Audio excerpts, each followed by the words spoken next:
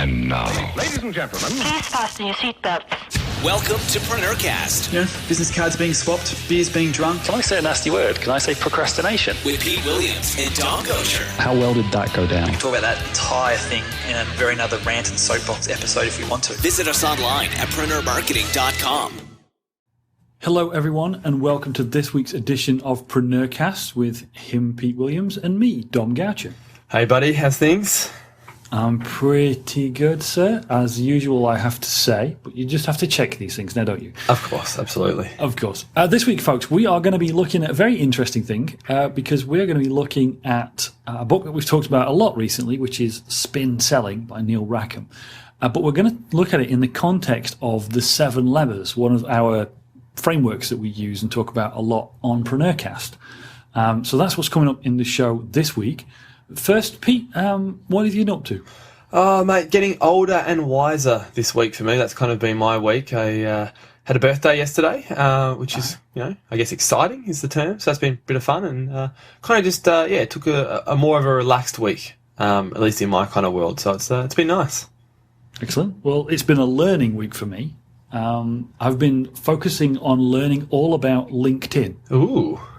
Yes, I've been talking about this on and off for a couple of weeks, but LinkedIn have implemented some new cool stuff with their company pages, which not a lot of people know about and not a lot of people use. So I've spent some time dedicated this week to learning all about those new features and how we can leverage them. So keep an eye out, folks, because what I'm going to be doing is updating my own stuff, but also, I'll tell you about it when I get there, but you'll be able to see what we've done, and maybe we'll talk about it on another show about how LinkedIn can help.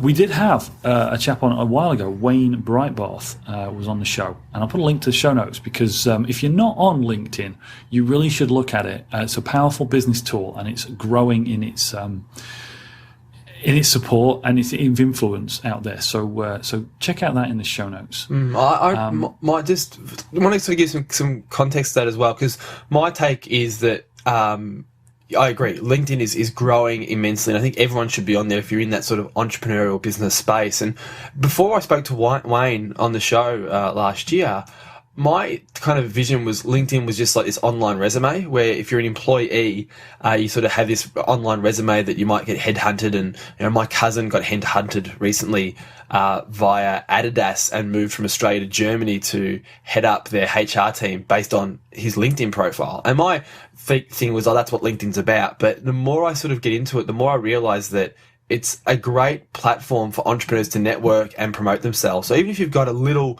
e-commerce business online, I still think there's a place for LinkedIn in your marketing strategy. So don't kind of turn off like I originally did and went, LinkedIn's not for me, I'm an entrepreneur, I'm not an employee. It actually is becoming more and more powerful for us, marketers, entrepreneurs and things like that. Absolutely, and it was actually that interview with Wayne on the show that really turned me on to exactly that, because I was of the same mind as well. I just didn't see the value to me at the time, but now I'm past what Wayne was talking about, and I'm onto the company pages and all the really advanced stuff, and it is just huge and powerful. So definitely go back, listen to that. Hopefully it'll inspire you to get started on LinkedIn, but also watch this space. There may be an article popping up on Preneur Marketing about what we're playing at. Awesome. Very cool. So if you managed to fit in any reading this week, or listening? Yeah, no listening this week, funnily enough. I do want to apologise to our sponsors, Audible, who do an amazing job with their audiobooks, and you can always get one at audibletrial.com/PreneurCast. You can sign up there and get a free trial and download an audiobook. But what I've been consuming this week is a book from an upcoming guest, which I'm excited about, another Australian his name's Ben Angel, and he's got a book called Flee the 9 to 5, Get a 6-figure income and doing what you love. So it's a really cool book about sort of, breaking free from, the work shackles and becoming an entrepreneur and starting a business. And he kind of walks you through that process. And it's a good book. So we'll have Ben on the show in a couple of weeks' time. So keep an eye and an ear out, because it's going to be a good conversation. Cool, and hopefully by the time he's on the show, maybe he'll have got an Audible version out there. Absolutely. But we'll link to the physical book in the show notes, as we always do. So that's pretty cool.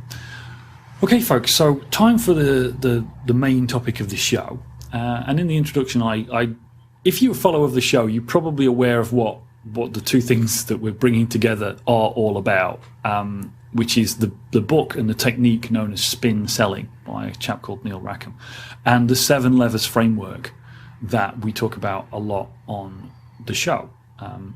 But if you're not, Pete, do you want to just do a quick rundown of the 7 levers and what it means and what it's all about? And then I'll come back and do a bit of an update on spin selling before we move into the main topic. Yeah, sure. Look, the 7 levers is a framework that I think we covered in like the 3rd episode of our show. So like 120 episodes ago when we first kind of spoke about this framework, and it really resonated with so many people and has become the underlying theme, as you said, for everything we talk about here and on the blog at preneurmarketing.com. And what the 7 levers is it's a framework that gives you clarity and direction when working on your business. And the direction it takes you is into the doubling of the profits that your business is producing. So, a lot of people spend all their time worrying about, I need to get more leads. I need more leads. Give me the good leads. And they spend all their time worrying about that part of their business because they think that is the sole driver that actually generates profit. And really, when you break it down, there's 7 key elements that drive the profit of any business, which I'll touch on in a moment. But the magical thing is that if you increase each one of these 7 areas, these 7 levers, by just 10%. So a very small, easily achievable goal for a lot of people, you actually end up doubling the profit of your business. So the 7 levers are traffic, opt-ins, how many people opt into your email report or try an address in your retail store, that qualifies as an opt-in in this context. Conversions, how many people actually transact with you. So the percentage of people who opted in, tried on that dress, registered for your email newsletter, how many of those people actually convert into buyers?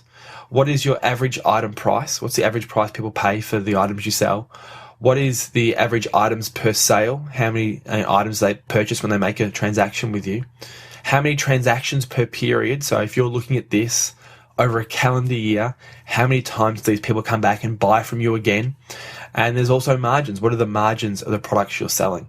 So those 7 areas all tie in to the bottom line profit of your business. So if you can increase your opt-in, so let's say you're currently getting a 5% opt-in rate. So 5% of the people who visit your website opt into your newsletter. 5% of people who walk into your footwear store try on a pair of shoes. If you can increase that from 5 to just 5.5%, so it's a 10% increase on itself, very easily achievable for a lot of people.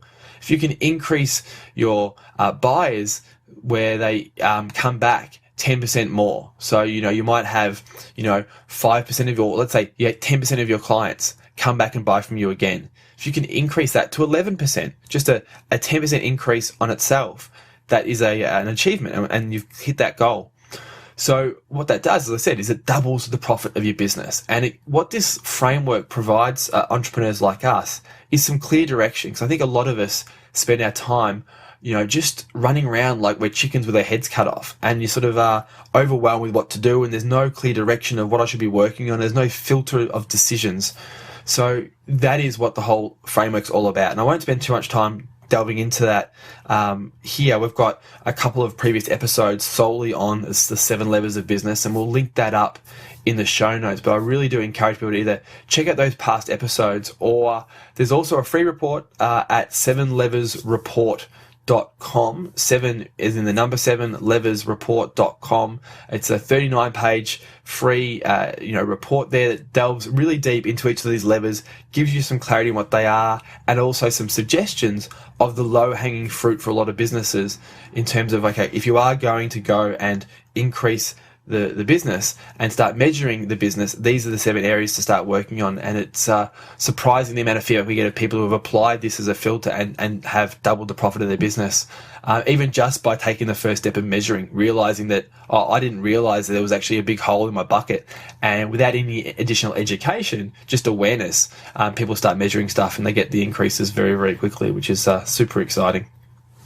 Yeah, we get great results all the time. People talk to us about the 7 levers. One of the big things for me is, as you said at the beginning, people tend to focus on the big and most obvious things. Maybe they focus on getting more traffic, or maybe they focus on the margins in their business, and all those other steps in the middle all add up. And instead of trying to increase your traffic by 100% or trying to get, duffing people up for better margins, really big percentage jumps, 10% across those 7 things is a lot easier to achieve.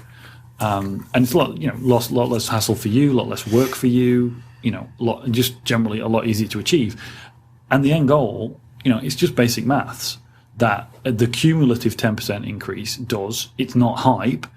It does mathematically double your profits. Mm-hmm.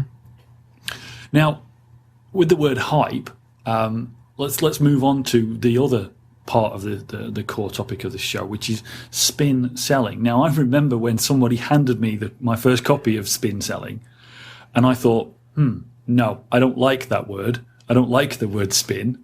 I'm not that bothered about that book. The 2 words spin and selling put together don't attract me at all as a title. And it wasn't until I read the book and realized it's not actually hype. It is an acronym. SPIN is an acronym, SPIN, for the framework that is put forward in this book. Now, again, I'm not going to go into too much detail about this because there is an entire book on the topic, and we'll link to it in the show notes. Or you can win a copy if you're quick, and more about that at the end of the show. But SPIN, SPIN, is a framework that really is when the book first came out, was a revolution in sales technique, completely changing how people approach high ticket sales. And it's all based upon scientific investigation, again, all in the book. But the core idea here is that instead of striding in the door and telling people that I have this thing to sell, what you do is you go in a more consultative manner and you ask questions. You find out things about the client, about the problem and situation that they're facing, and so on. And the SP and I and N refer to these questions, or the framework of questions that you ask. So the S is for situation questions, the P is for problem questions, the I is for implication questions, and the N is for need payoff questions. And the idea is that the more of these questions that you ask, and as long as you ask them in the right way and the right order, the more you know about what it is that is the ideal thing that client would like to buy from you. And this is just a really much bigger version of the idea that people might sit in their shed for years and years and years creating the perfect mousetrap, but if nobody actually wants that mousetrap, then you're not going to sell it. So what we're going to do today, this great idea that Pete and I came up with, was to see if we can map this questioning approach and this knowledge that you develop with these questions into the 7 levers. Let's see if there's a way of using this technique and the idea of knowledge about your client base and your market to improve the 7 levers. And what we're going to do is we're going to go through one lever at a time and look at these 4 questions. I'm going to explain the questions in a little bit more detail in a second, just so you get an overview of that. But we're going to go through 7 levers, one at a time, and Pete and I are going to talk about ideas and ways that these map into the 7 levers. You ready for that, Pete? Mate, sounds good. And then also, I want to touch off at the end about how this can definitely apply to a lot of online business owners, because I know there's a big part of our community who have online-based businesses and don't have that direct face-to-face interaction with their clients. Now, obviously, in our telco business, we have that with our sales team, but in our e-commerce projects and divisions, we don't have that. And I think that is something that we should definitely address, I think, for people, because I think a lot of people are going to be saying, well, hang on, I don't speak to my clients face to face in the sales process or in the discovery process or in the prospecting process. So, they might be thinking this isn't going to apply to them, but, it absolutely does. And we'll be touching on how that applies as well during today's episode. So make sure you stick around, because I think it's going to be pretty powerful for people there as well. You make a really good point, actually, Pete, because yes, the spin selling model was based upon the idea. I mean, this book almost predates the internet. in its original format. And so it's all based upon this idea that you actually have contact with the customers. You actually call them up or go and visit them, and you have the opportunity to ask them a succession of questions. And as you say, quite rightly, you don't have that if you're in an online business, or you have it much less. So you being able to put forward some suggestions about how people might overcome that problem would be great. So let's look at these 4 questions, or the 4 types of questions that you ask, and then maybe you can talk about the solution and how people can find this information out from their clients before we go ahead and map it into the 7 levers, Pete. Sure. Sounds like a good plan, mate. Cool. So the 4 question types: the situation questions, problem questions, implication questions, and need payoff questions. Situation questions are very, very basic questions, and it's back to this idea of who are your clients. You know, I've talked about this in the past in one of my foundation episodes about the importance of understanding who it is that you're talking to, what the marketplace looks like, you know, the age of these people, the basic knowledge about them, you know, what sector their business is in, things like that. And the advice in the book, by the way, is to not ask too many of these questions directly as part of the sales process, because you really should know this about your clients anyway. But the real power comes from when you start asking the next kind of question, which is the problem question. Because by asking people what their biggest problem is, then you can uncover what are called implied needs. Now, this idea is really important because what a lot of people do when they're trying to sell something is that they scour around for what's your biggest problem. And the person will say, my biggest problem is this thing. Like, my biggest problem is that my photocopier is too slow. Or my biggest problem is that I don't have enough traffic.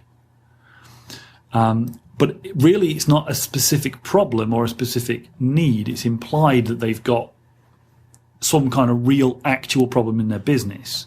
You know, not having enough traffic may not really be their problem. There may be other ones. So you actually ask the next level of question, which is based upon these problem questions, which is implication questions.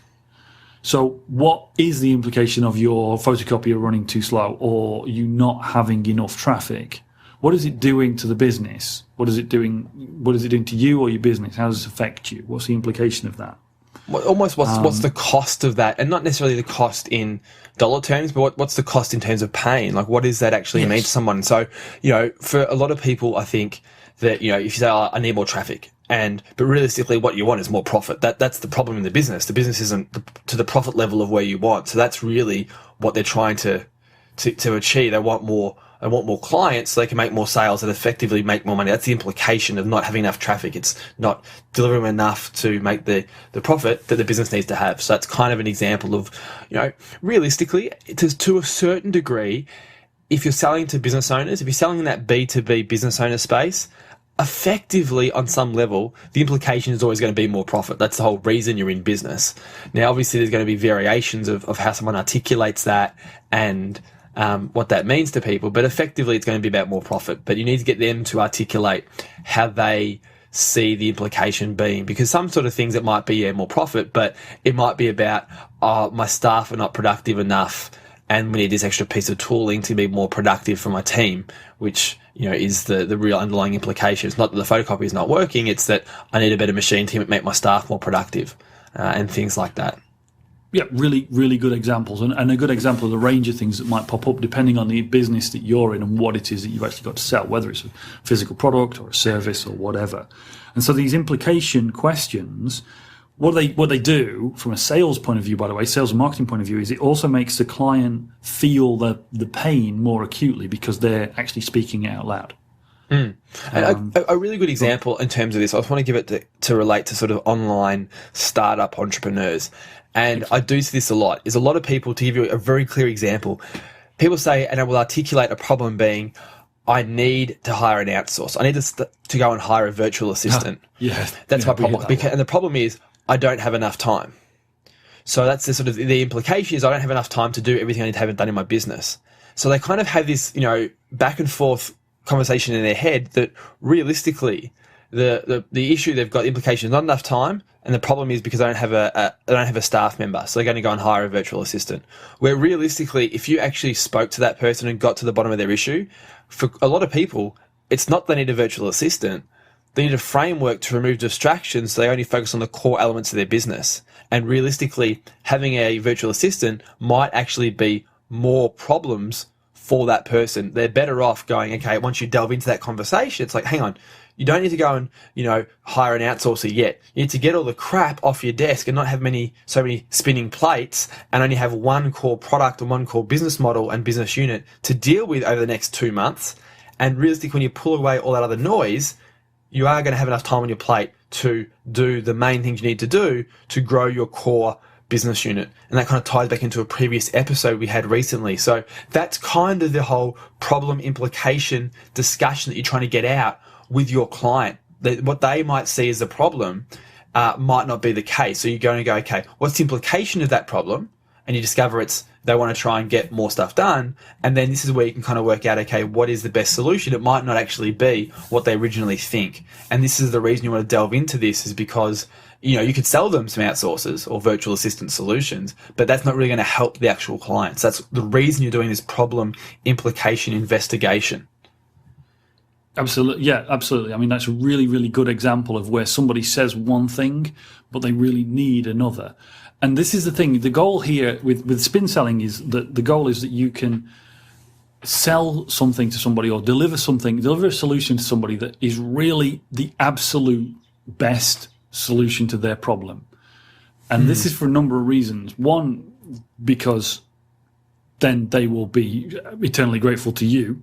And two, if it's a high ticket item that you're selling, making sure that they have indicated to you in every way possible that they need that item means they're far more likely to complete the sale.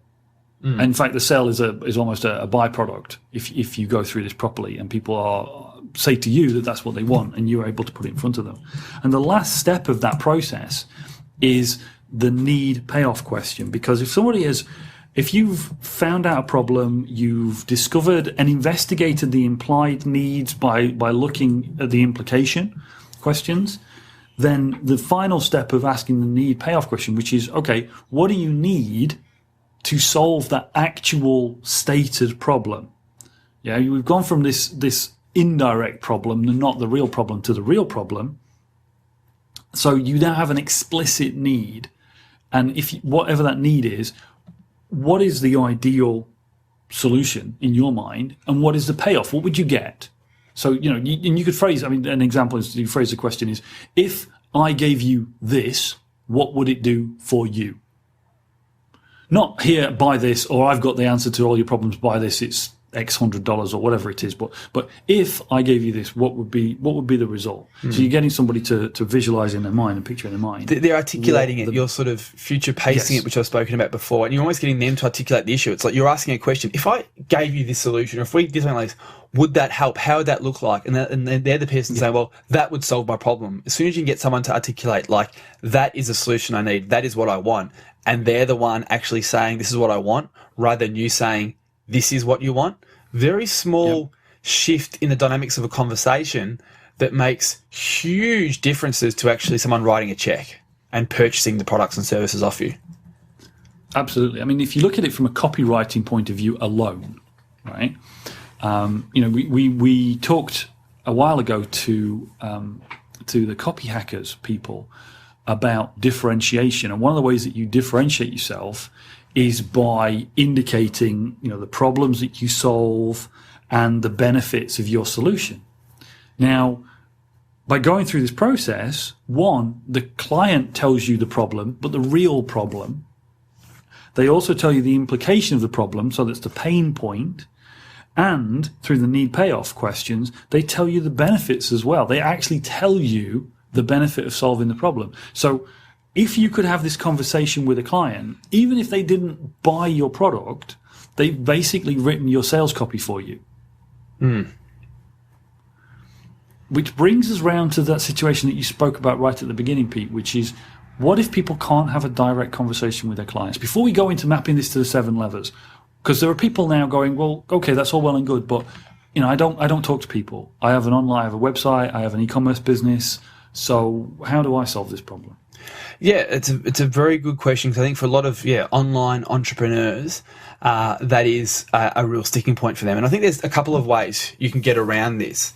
One way is simply doing a questionnaire, asking your community some questions in a similar sort of fashion to the SPIN framework. And you can use things like Wufoo or SurveyMonkey, and Google Docs, which is completely free, has a survey functionality in it. So you've probably seen and been sent to surveys before.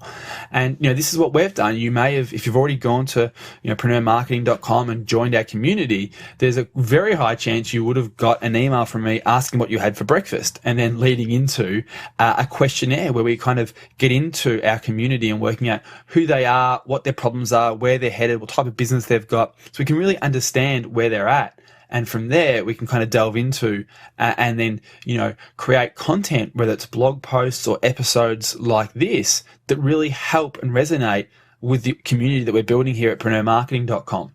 So that's one way of getting that information from your prospects. Another way is a more of a guided one-to-many way, which is interactive, is running a webinar. Run a discovery type webinar for your community. You don't have to do it every single day, but you can actually guide this in a webinar situation where you go on, you run a webinar, you talk to the people in your community about their problems and about their situations, and you get feedback in the comments box of a one-to-many type webinar. You may have 50 or 500 of your audience there, and you can kind of guide this conversation back and forth and get their responses throughout the process of a webinar. And there's, a couple of different ways that will hopefully spark more, a bit of seeds for thought there that will push you into the direction of, okay, how do I get this information for my community? Then you can then take and mold into sales copy, as Dom said before, email sequences. You can, build on these each point in a sequence of emails. And that's another way you can get, conversation and feedback from your audience, is put in a email sequence that kind of walks through almost the 4 steps of the spin selling approach in different emails, and each one is designed to sort of pull a little bit more information out of your audience. And then the next email that goes out builds on that, saying, hey, thanks for the responses, everybody. It was amazing what people said. The 2 or 3 big problems people articulated to us were A, B, and C, and there's a fair chance you and your business or you and your issue fall into this category. So, I'd love to hear from you again. What does it actually mean to you if you have this problem of getting Achilles pain when you're running? What is that actually? What's the implication of that for your, your training and your racing if you're selling to triathletes and athletes, like Matt Fraser, the no meat athlete, does, who we had on the podcast a while ago? That's a great sort of email you can send back to your list around the implication stage. And then obviously the sales pitch at the end is like, well, look, everyone had these implications. Well, what if I could solve all that with this ebook? And then you're pushing them towards an ebook. It's a very high level kind of structure of another way you can use this spin selling situation in a non-face-to-face manner. Because as you said, Dom, it's very obvious that if you are a business with a sales force, be it on the phone or face-to-face, you can have this dialogue and really, spin the conversation in the way you want it to go, and not in an unethical spin, but in the framework of spin selling direction. There are some really good ideas there, mate. I mean, the other kind of obvious but not stated one is just social media. People have these kind of conversations on Facebook and Twitter, and even with like publishing YouTube videos and looking for feedback on Google Plus, things like that. Starting these conversations with your customer base is a great way. But it's all about asking targeted questions and asking them in the right way, in the right order, and using that information to lead on to the next one, I think, is really what we're trying to get across here. If you want to see this done really well, based on what you're sort of saying about starting a conversation on a website, Ramit Sethi, author of the financial book, I Will Teach You to Be Rich, which is, I reckon, about the only book who's got a more of a spammier title than my first one, How to Turn Your $1 Million Idea into a reality. I think Ramit and I both kind of challenge each other for the spammiest book title. But yeah, if you go to iwillteachyoutoberich.com, which is Ramit's blog, he does an exceptional job of this, where he actually will, tell a little bit of a story and then ask his community for feedback and their experiences and their take on this issue. And then he builds up this conversation in the comments that really help him resonate and understand what are the issues with his audience. And then, the next blog post and the next email will be built on that. And I don't know if he actually uses the SPIN framework, but it's a very similar kind of step and process he takes when he launches products and does little series on his blog. So it's definitely a really cool thing to go and sort of look at and model off what Ramit does. He's a very, very savvy marketer. Cool. And it's like everything else that we talk about on here. When you know about these frameworks and you understand the reasoning behind it, suddenly when you look at other people's marketing materials, you start to see them. Yeah. And that's one of the things that we're really trying to get you folks to, the point that you're trying to get you to, is to be able to see this in action. Because one of the things that Pete talks about is swipe and deploy, this idea of looking at what someone else is doing, mapping it into your world and implementing it. And the great thing is to be able to see these things in play somewhere and look at how somebody's done it and then go and use it for yourself. So with all that said, really, the extra bit of bonus here, other than just talking about spin selling as a technique, which is a great, powerful technique, and since I've picked up, this was my book of the year for 2013 because it changed the way that I did a lot of what I do, and it enabled me to really step up a level with what I was doing, in terms of my first customer facing role. But on top of that, what we want to do is just give a little bit of a twist to this, because again, it's marketed as a selling technique, direct, bang, sell, that's it. But I think there's a wider use to it. Pete and I talked about this and just came up with this really cool idea of mapping it to the 7 levers.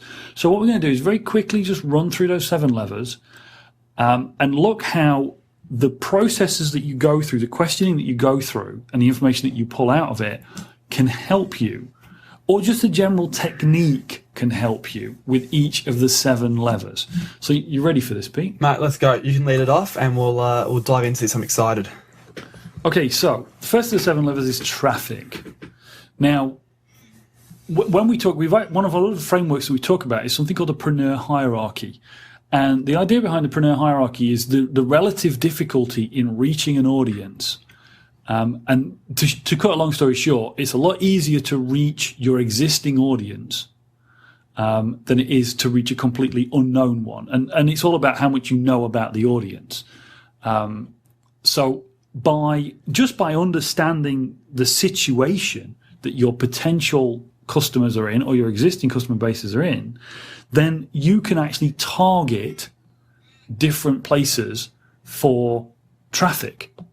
And the more you work down this process, the more you go through from situation, which is very, very high level, vague understanding about the marketplace and the kind of people. When you start looking at problems, you can also start looking at where people are looking for solutions to those problems.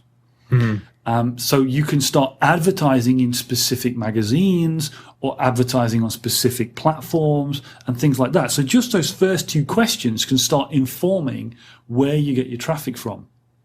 Absolutely. And I think this is important because a lot of people, they sell a solution, which is obviously, this is something that resonated very highly this week. Actually, I had a speaking engagement here in Melbourne to a whole bunch of startup entrepreneurs, and I was talking about this whole idea of, if you want to start a business, all you really need to do is find a group of people with a problem, find out where they go to look for the solution, and then just be there. I think a lot of people, when they talk about this, they say, oh, yeah, find a group of people with a problem and solve it.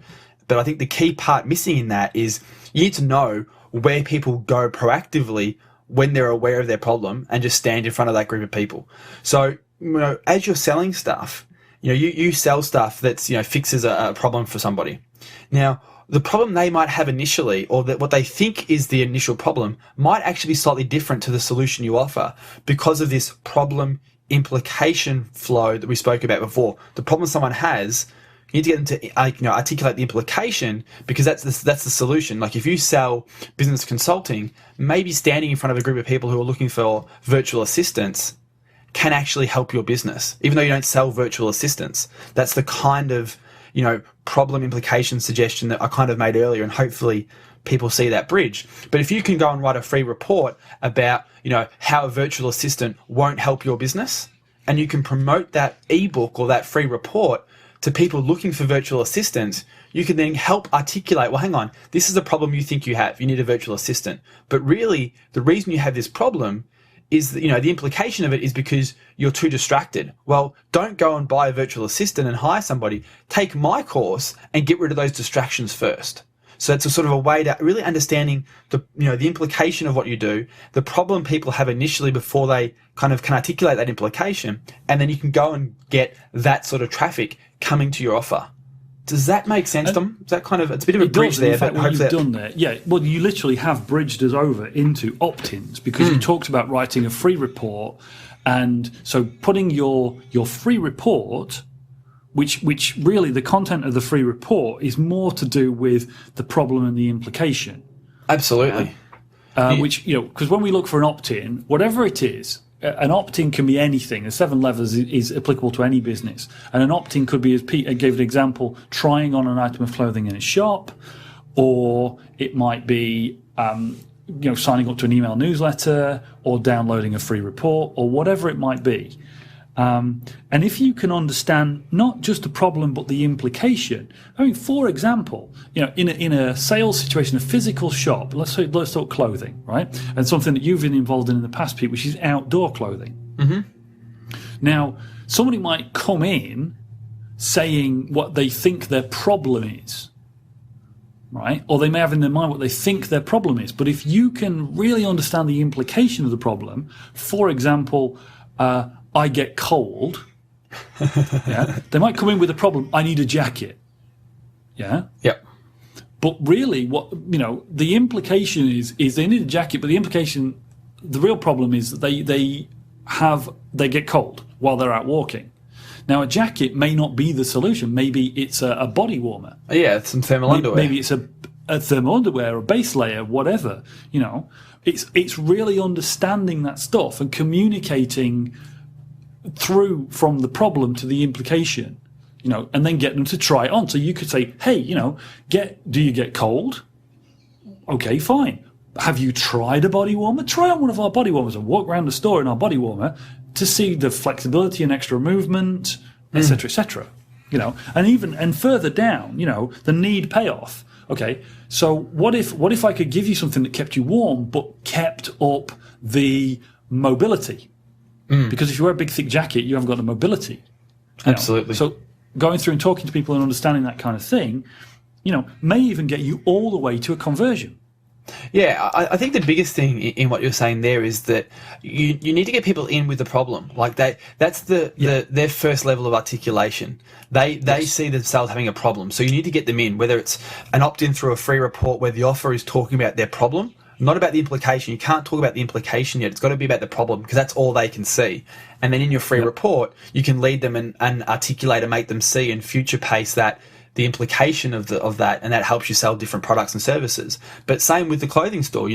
If you think a lot of people, when they are cold, on your store sign should be, hey, we have the largest range of jackets, to get them in the store as an opt-in. And then during that conversation with them, you can really find out and investigate what the implications of their problem is. And then that's where you actually end up selling them the body warmer instead of the jacket, or as an additional item to the sale. You sell them both, because you understand that, well, hang on, sometimes you get cold when you're out, doing hiking. Well, jackets are fine for that. But if you get cold when you're rock climbing, you can't rock climb in a jacket. So buy some thermal underwear. So you have that kind of conversation with them during the opt-in phase to work out all the things they need, so you can very easily sell them additional items that match. That's kind of jumping ahead a little bit to the items per sale lever, but you can sort of start to see how all these things blend together as you go through the spin selling approach with your target audience. Absolutely. I mean, it's a really good example there about what you're talking about there is what we've previously called consultative selling.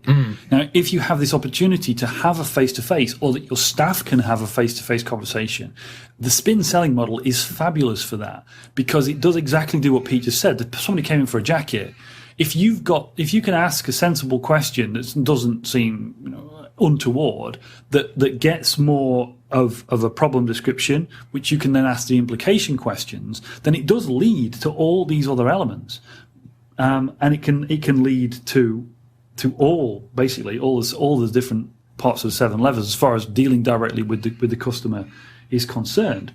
Because the next lever, I mean, other than conversion, which is basically led by you understanding what it is they want and being able to put it in front of them. So the more tailored the solution is to them and to their real problem and the real actual, the need payoff that they have, then the more likely they are to buy that thing. So that's it. That's the most simple statement. How many times have you had a conversation over coffee with a friend and talked about a sales situation where you spent money, and the words that come out of your mouth are, "He really understood me." That's the kind of thing that this spin selling does, that gets that conversion. It really shows and articulates that you care and that you understand the client. And, 9 times out of 10, I don't have any science in front of me to back this up, but I would bet a lot of money on the fact that when someone says, "He really understood me," the average price they paid for the items and the amount of items actually purchased would have been an increased number than if they just went into a shop and bought whatever they thought was the solution they needed. Like, when you understand someone in the sales situation, they're going to spend more money with you because they think it's a personally tailored solution, as Dom just kind of referred to. So there's a huge tie-in here with what you can charge, and as well how many things you can actually sell the person. And that really is exactly where I'm going next, because not only can you convert more easily, the most basic element, but the next lever is average price. Well, what somebody's willing to pay for something is dependent on the pain that they feel and how well the solution solves the problem and gets rid of that pain, whatever that pain might be. So and you really did make a good point there, Pete, about the indirect benefit of this method is that people feel listened to. People feel listened to and understood. And that's incredibly valuable in the later levers as well, as I'll come back to. But that average price thing, people are worried about putting the price up. If you solve somebody's problem, if the pain is acute and you solve the problem, whatever the charge is, that's what they pay. They will pay it. If the pain is sufficient and the solution is sufficiently well matched to the problem, then people will pay. Yeah? If you can look at anything in anywhere, any retail outlet anywhere, look at any item, and there are a range of products in that, and range of prices in that product range, whether it's outdoor gear, whether it's push bikes.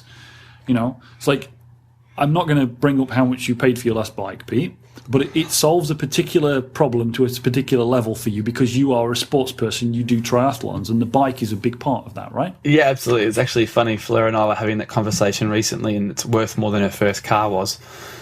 There you go. But it solves that problem, and it's a problem that you understand in detail. Whereas if, where I live, some supermarkets sell bikes. Yeah, you can go to a supermarket and buy a bike these days in certain places. And that's fine if you don't understand. If your problem isn't acute, you just want a bike, any old bike will do, then the vendor doesn't need to understand the problem either. But when you get to the level that you're at with competing in triathlons, you understand your problem, and what you want is somebody who will understand that problem too, and make sure that you are being sold the right thing. And when they have the right thing, you will pay what it costs, right?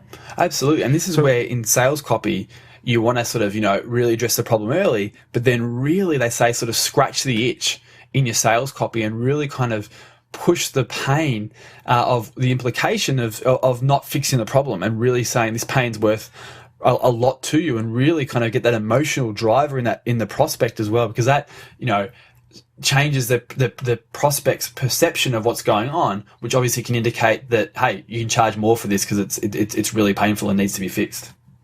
Absolutely. So again, same set of questions, but we're on average price.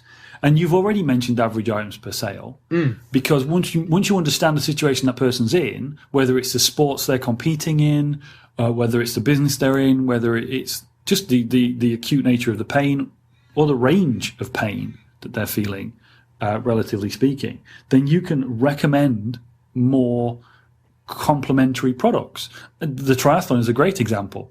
Anyone who buys a bike to compete in a triathlon, if that's all they walk out of your shop with, then you didn't do very well. Not at all. Because there's a huge range of things that a triathlete, even somebody just competing at the most basic level, they're going to want, right? It's almost as bad as golf in terms of the other stuff you can buy.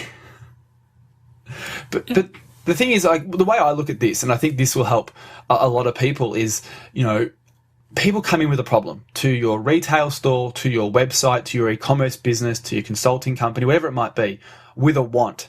They have this, what they perceive as the identified problem, and that's what they want.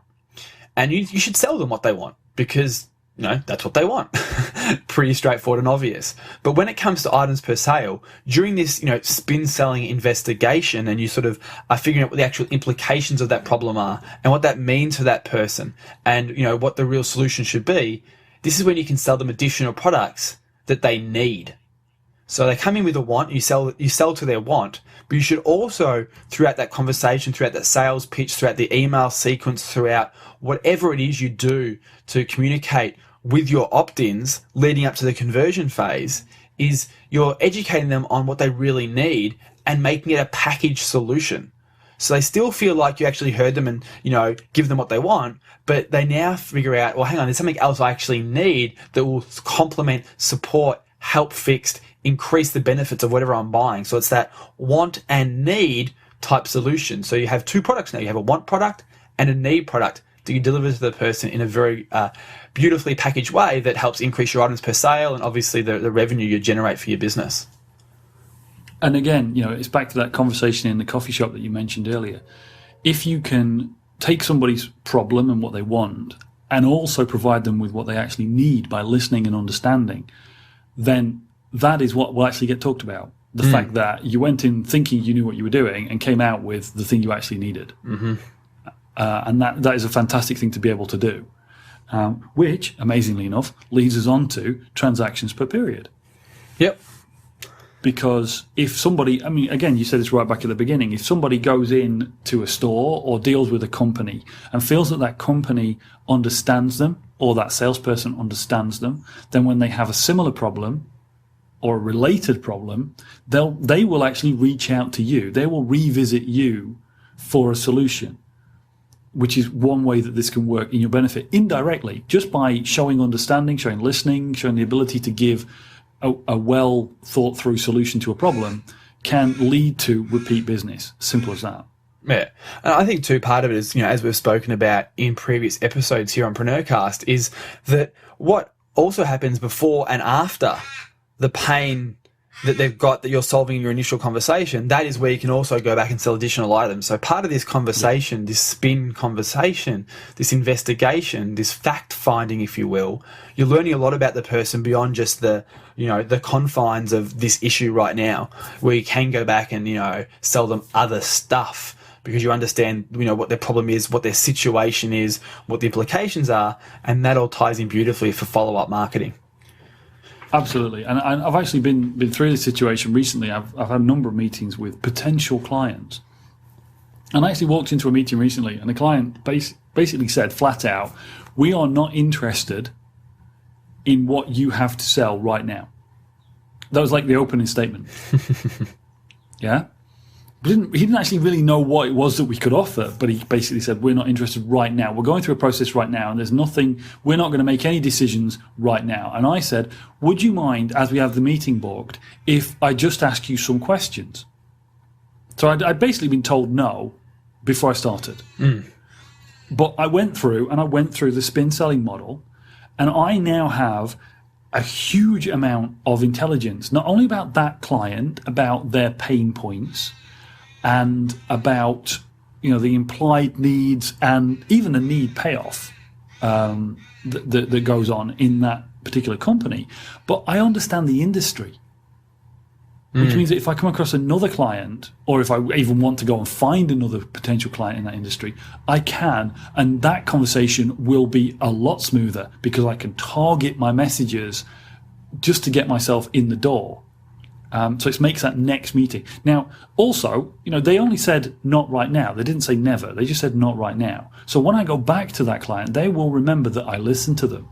They'll also, when I get into the meeting and I'm starting to try and talk about solutions, I'm already ahead of the game.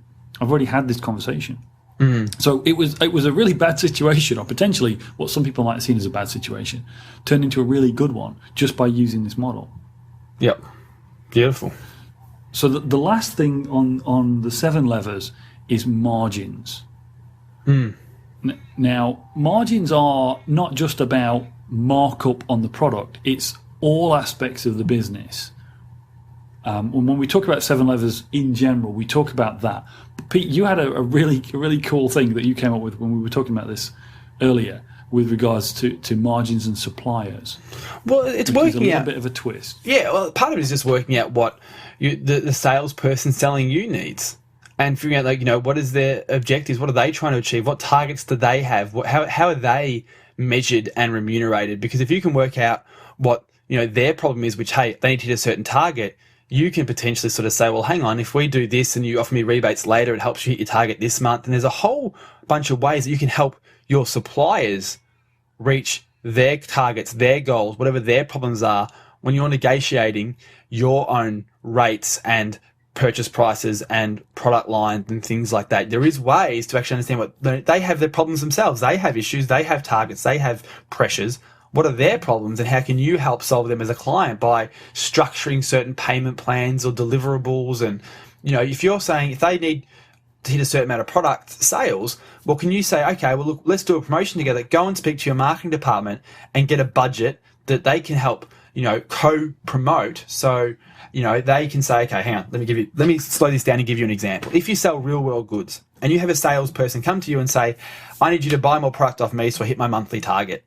And you discover that issue by this spin selling approach with that sales rep. Well, you can say to them, okay, well, look, let's try and work towards that together. Let's do a marketing campaign for our product, but I want you to go back to your marketing department at manufacturer ABC and get them to help co-fund a promotional campaign. We'll go 50-50 with your marketing department to do a promotion on product ABC.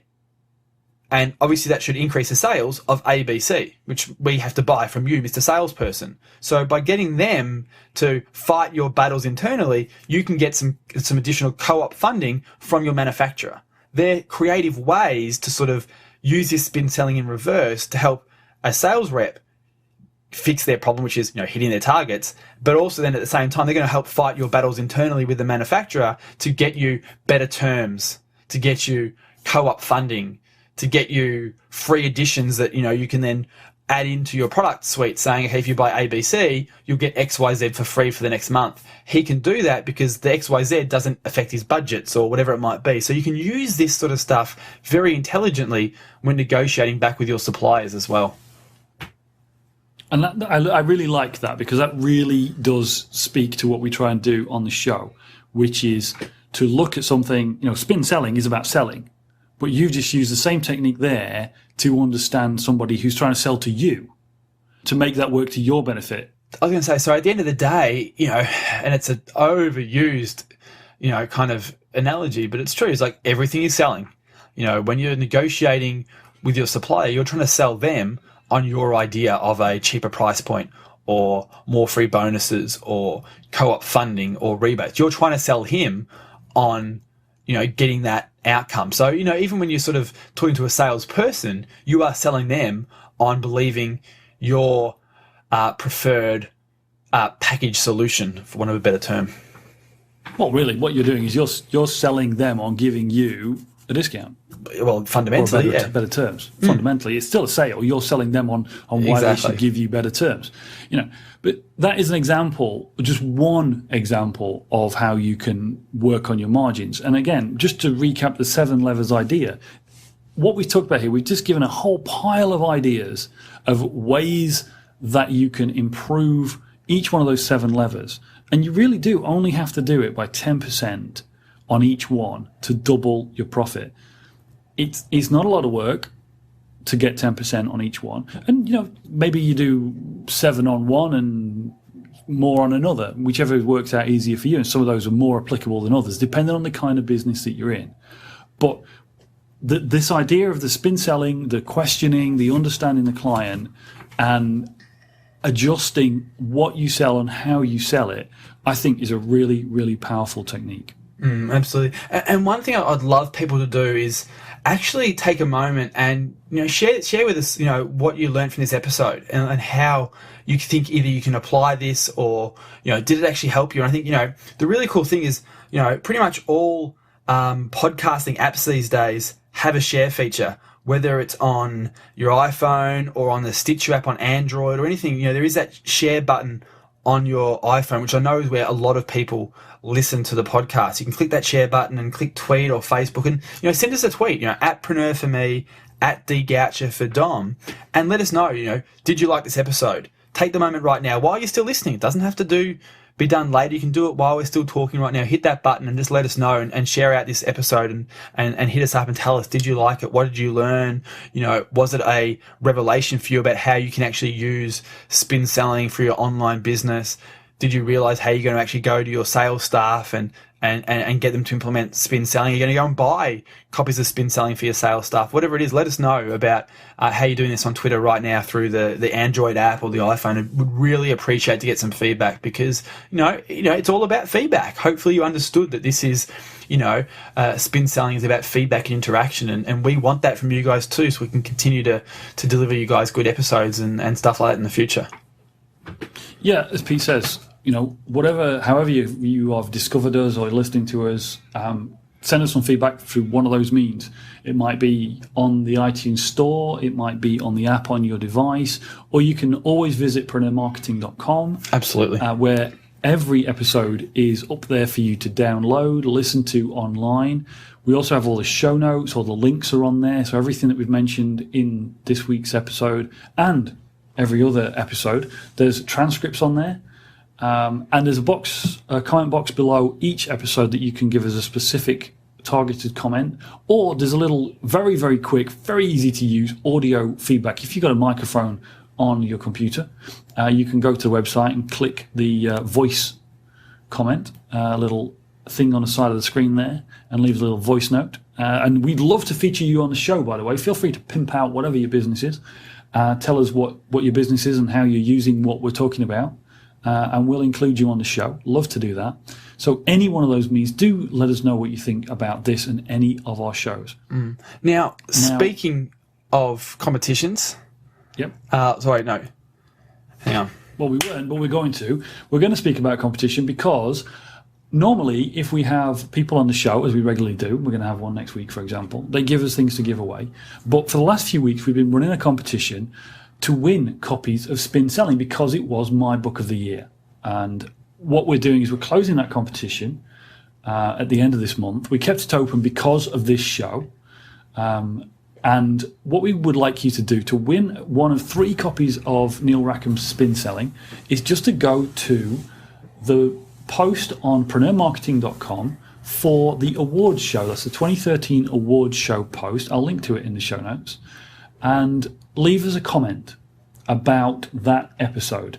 Anything to do with it, whether it's something that you agree or disagree about one of the things we gave the awards to, or if there's something that you think we missed in our awards, whatever it is. And Pete and I will pick 3 comments at random from those comments on that episode, and we will send you a copy of Spin Selling. Now, that is closing at the end of this month. Which so for those, get it in before we take the next show live. Just for those who are listening to us in the future, because I know a lot of people stumble across the podcast and then kind of go back through the back catalogue. That's the end of February 2014. So for those who are sort of listening in March, kind of because you're back behind a little bit or something like that, it is the end of this month, the end of February 2014. Yeah. If you are listening to the back catalogue, don't worry, there are regular competitions, and so we will be providing a link to the regular competitions from this point forward. Sorry if you missed out, but everybody who's listening live, good for you. Thank you for listening in, and go enter that competition. Now, one other thing that you can do if you're a fast mover is Pete is continuing with his consulting calls. We talked about getting that clarity and focus identifying what your core activities should be. And Pete is giving up some of his time every week for people to speak directly with him for an hour about your business, your problems, and to get Pete to help you with that clarity. So Pete, do you want to tell people how they can get in on those calls? Yeah, look, obviously my schedule's, quite tight with the businesses that I run and things like that. So there's only a few hours every week that I make available for this sort of stuff. So if you're interested to find out more about, spending an hour with me working through your 7 levers, we'll spend time on each lever in your business and working out what is that lowest hanging fruit opportunity that you have that will give you that 10% increase. So in a perfect world, as you implement these things over the following 14 weeks, you spend 2 weeks implementing the plan we put together in this call. After 14 weeks, the profit of your business will be doubled. We're on track to double. So we want to really help you guys out. And to make that happen, just email support@preneurgroup.com, support@preneurgroup.com, and the team will send you all the information about these sessions and how you can book one in and really start helping you guys get clarity on what it is you should be doing across that framework and, working towards a very easily doubled business when it comes to the profit of it. So folks, if you think that's valuable, do take Pete up on this offer. As he said, he's very busy. He only has a few slots a week to do this. And we have had nothing but fabulous feedback from everyone who's taken part in one of these sessions. Before we wrap up the show, because Pete, we have gone on for a little bit longer than usual on this one. Do you want to tell you a little bit about what's coming up next week, which is super cool? Yeah, we've got a conversation with the best beard in marketing. Dr. Jason Fox, who's an Australian PhD, obviously, hence doctor. He did a doctorate in motivation, which is really interesting. He's got a new book coming out called Game Changer. And the book is about game theory and motivation and how games help, motivate staff or players of an app or even yourself. And it's a really cool conversation, and it's definitely a book worth checking out. But yeah, next week, Dr. Jason Fox, who has the best beard in marketing. I just picked myself up off the desk for that one, mate. You caught me completely off guard with that. He's a redhead with a big beard. It's just awesome. It's the fullest, reddest beard you have ever seen. Think Santa Claus when he was young. It's just awesome. I'm leaving this in. Folks, thanks for joining us this week on the show. Look out for next week's show. It really is quite a great conversation that Pete has, as they always are. Drop in, leave us a comment specifically about this show or any show back over on Preneur Marketing, and do join us next week. See you, gang. You've been enjoying another fine episode of PreneurCast with Pete Williams and Dom Gocher. Make sure to hang out with the boys online at www.preneurmarketing.com or drop them a line via PreneurCast@preneurgroup.com.